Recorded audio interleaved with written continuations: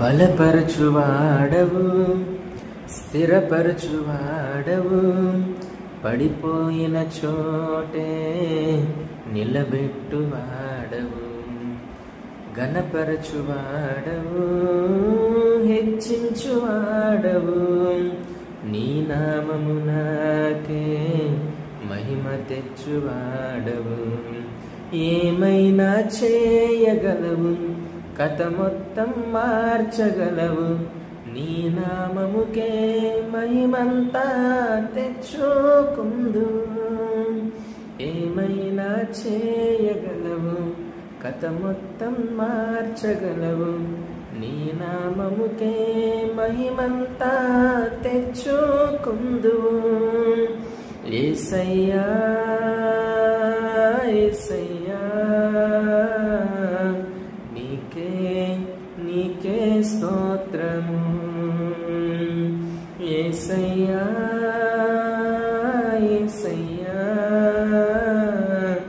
నీకే నీకే స్తోత్రము. అంతే కదండి, మన దేవుడు ఏదైనా చేయగలడు.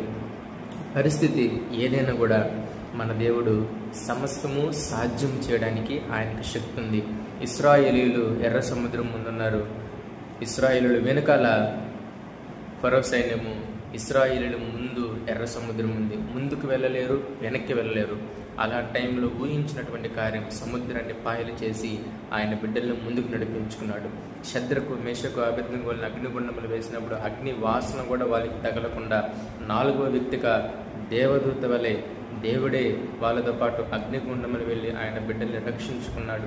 దానియేలు సింహాల బోన్లో వేసినప్పుడు సింహాల నోరును మూసి ఆయన బిడ్డకి ఎటువంటి ఆపద కలగకుండా ఆయన గొప్ప కార్యాన్ని చేసి ఉన్నాడు. ఇలా చెప్పుకుంటూ పోతే అనేక అద్భుతాలు, అనేక ఆశ్చర్యక్రియలు మన కొరకు యెహోవా దేవుడు యేసు ప్రభుల వారు జరిగించడానికి సిద్ధంగా ఉన్నాడు. కాబట్టి నువ్వు ఏ పరిస్థితిలో ఉన్నా ప్రేమైన బిడ్డ ప్రార్థన చేసి దేవుని సన్నిధిలో విశ్వాసంతో అడిగినప్పుడు దేవుడి కార్యాన్ని చేస్తాడు. దావీదు మహారాజు, ఆ కాలంలో దావీదు మహారాజుతో పాటు ఉన్నటువంటి వాళ్ళందరి యొక్క భార్యల్ని, పిల్లల్ని, ఆస్తి మొత్తాన్ని వేరే దేశపు వాళ్ళు వచ్చి దోచుకొని వెళ్ళి ఆ పట్టణాన్ని కాల్చివేసినప్పుడు దిక్కుతోచని పరిస్థితి.